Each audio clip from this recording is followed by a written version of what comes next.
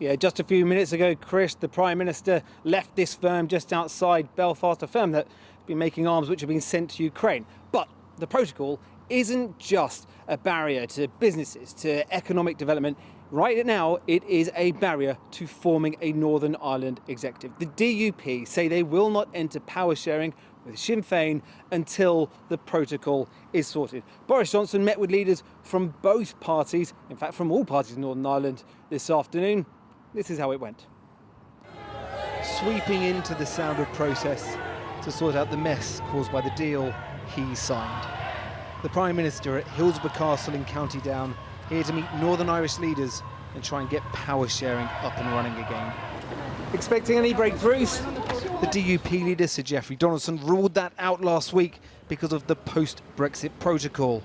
His meeting today has done little to change his mind. We do not have a consensus, and power sharing in Northern Ireland can only operate on the basis of consensus. There isn't a single member of the Assembly elected in the recent elections who supports the protocol, and we cannot go on like this. Post-Brexit checks for goods coming into Northern Ireland from the rest of the UK have caused an economic and ideological barrier with the Union, say the DUP. And until that's sorted, power sharing here is on no one's horizon. Sinn Féin, now Northern Ireland's largest party, but under the terms of power sharing, without DUP consent, no executive can be formed.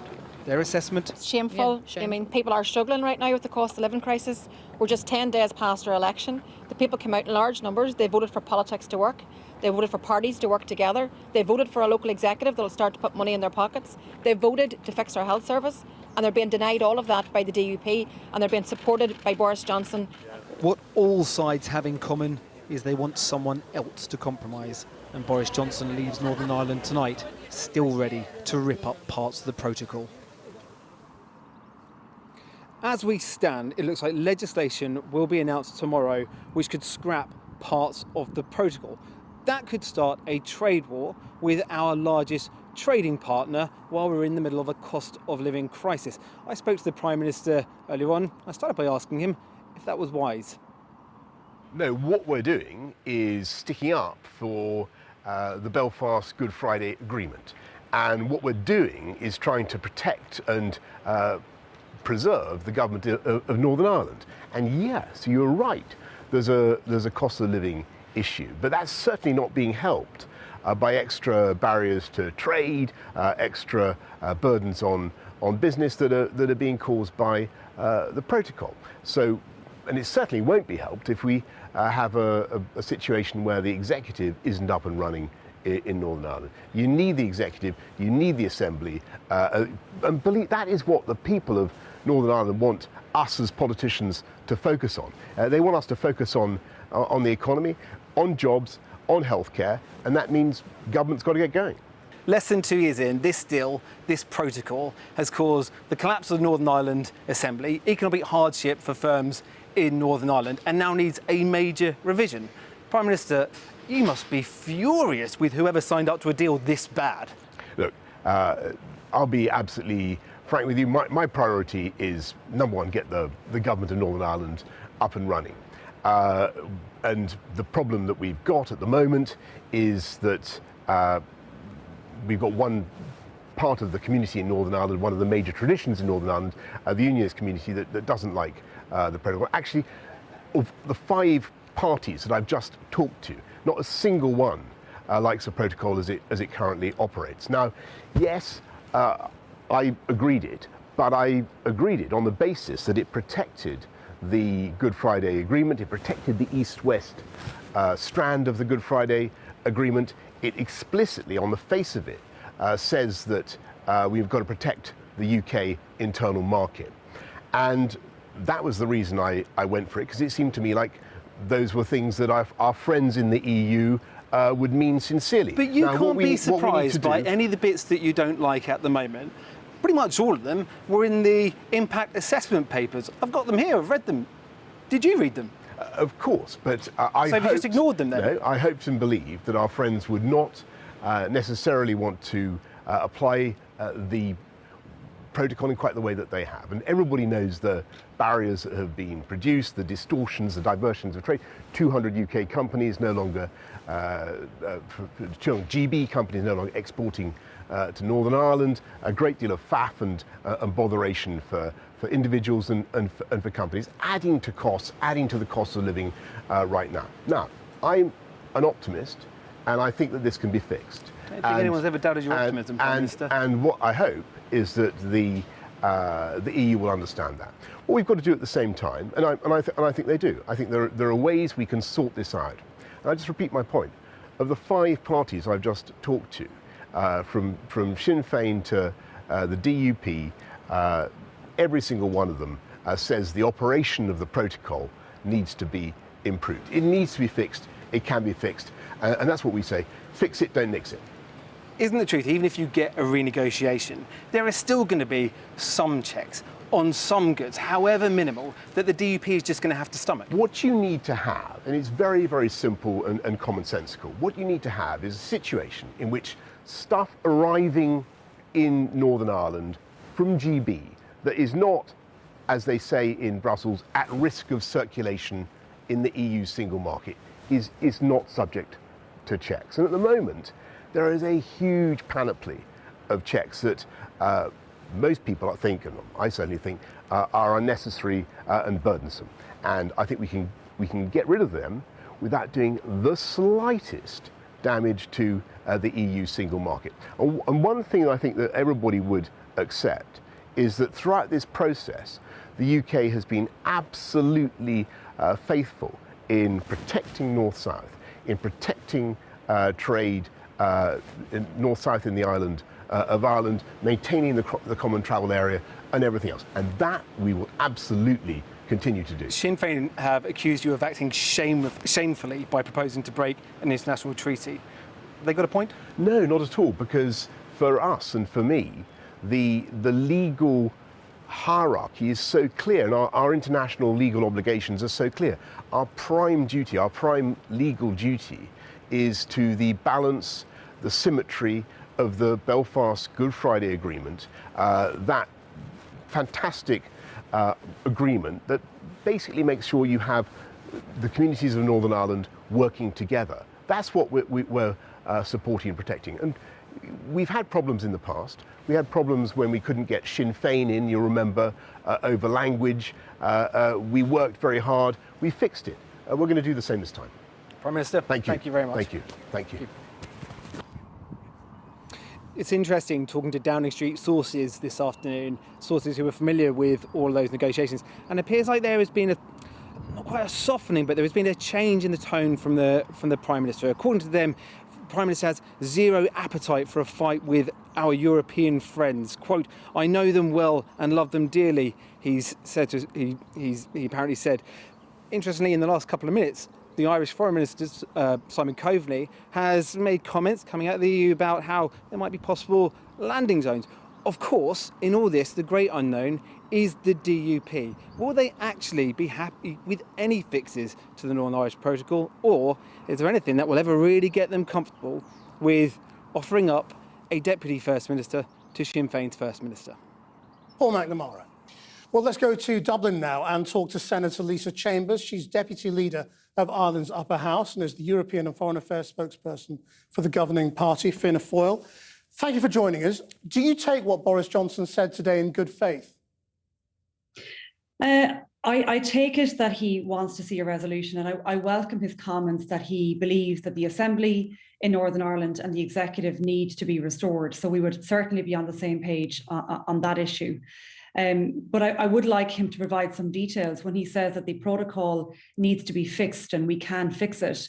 What exactly does he mean by that? The protocol was negotiated by his government. It was signed up to by his government. And actually, when he agreed to it and when he signed up to it, he then told the British people that it was a fantastic deal. But now he thinks it needs to be fixed. He hasn't acknowledged, I believe, that there have been considerable concessions and flexibilities already provided by the EU. And, we have to acknowledge the elephant in the room, that Brexit happened. And now we have two jurisdictions on the island of Ireland, one in the European Union and one not. And that poses a huge difficulties. That's why we had years, I mean, literally years of protracted, detailed negotiations to try and find a bespoke solution. But do you accept it can change? I mean, there are all sorts of, very technical issues that have been widely publicised, things like changing the burden of proof of whether goods going from GB to NI are destined for NI predominantly or could go into the rest of the EU. I mean, I don't want to go through them all, but these issues have been widely flagged up for a long time now. Do you accept that there are things that can change? Well, there have already been flexibilities found, and the way in which the protocol has been implemented, I take what the Prime Minister has said and that he didn't envisage it would be implemented in this way. But then I wonder, given how much negotiations took place, the detail that was involved, how could he not have seen how this would be implemented? I mean, that's a question that's widely asked, but I mean, put that aside for a second, because the question is sort of trying to find a resolution. Do you, speaking of the Irish government, as a key protagonist in the EU, accept that things can be changed and renegotiated? Well, I mean, the Taoiseach and our Foreign Affairs Minister have already said that they believe there is a landing zone there, so we can find a resolution to this. The question remains, given that the DUP are so utterly opposed to the protocol in any form, you rightly posed the question, will they ever be satisfied? And I really can't answer that question, but I think people can make up their own minds on that. Unfortunately, it has become, I suppose, the dominating issue for the DUP, and I'm sure they're very disappointed with the recent elections and that they no longer hold the first ministerial position, which they've become accustomed to. But at the end of the day, even if you don't like the outcome of an election, you still have a duty and a mandate to get around the table and get back to work. And that's what we're urging all of the parties in Northern Ireland to do, because at the end of the day, it's the people in Northern Ireland that lose out. And in relation to the protocol, I think if we look more broadly, there is a really strong majority in support of the protocol. It is working well. It is working well for business in Northern Ireland. It is working well for citizens in Northern Ireland. And the majority of members of the Assembly support the protocol. I mean, it is true that Northern Ireland's growth has been greater than the rest of the UK. But I mean, if the DUP refuse now, what should happen? Well, I mean, the DUP have every right to voice their objection, and I'm not saying that they don't. I do think, however, that it's quite different to voice one's objection and then to decide to not go to work. The elections happened, you have a mandate, you have a duty to get around that table and to govern. They are the second largest party, and I would hope that they would, realise the privileged position that they are in to be there, to be able to govern with another party, with two other parties actually, and deliver for the people of Northern Ireland. The negotiations will continue, but I don't think that the issues surrounding the protocol should be used as a reason not to re-establish the Assembly and the Executive. I think really ultimately you're punishing the people of Northern Ireland, which is not the right way to do this. And I think when the Prime Minister is talking about fixing the protocol, I think he needs to be honest with the public. What does he mean by that, first and foremost? And I also acknowledge that there are many people, a majority in fact, in Northern Ireland that don't believe the protocol needs fixing at all, that are quite happy with how it's working and understand that, when we had a situation where the UK voted to leave the European Union, which is of course the right of a sovereign nation to do that, we then had to find a bespoke solution to deal with a very unique situation on the island of Ireland, where we had two different jurisdictions, one in and one out of the European Union. And after years of negotiations, it was the only solution that we could find to try and maintain peace and stability on the island. And I'll say this as well, my party, Fianna Fáil, was one of the key stakeholders to the Good Friday Agreement. Former Fianna Fáil Taoiseach Bertie Ahern was one of the key people involved in that. So we as a party would never advocate or condone anything that jeopardised the Good Friday Agreement or destabilised peace in Northern Ireland. Senator. And that's why I will very strongly say anybody suggesting that the protocol does anything of the sort, I believe is very, very wrong to suggest that. Senator Lisa Chambers, thank you very much indeed. Well, let's talk now to the Democratic Unionist Party MP, Sammy Wilson. So Boris Johnson says your people in Northern Ireland need to get the Assembly and Executive up and running, go back to work. Are you going to? I don't have any sound. Can you hear me, Sammy Wilson?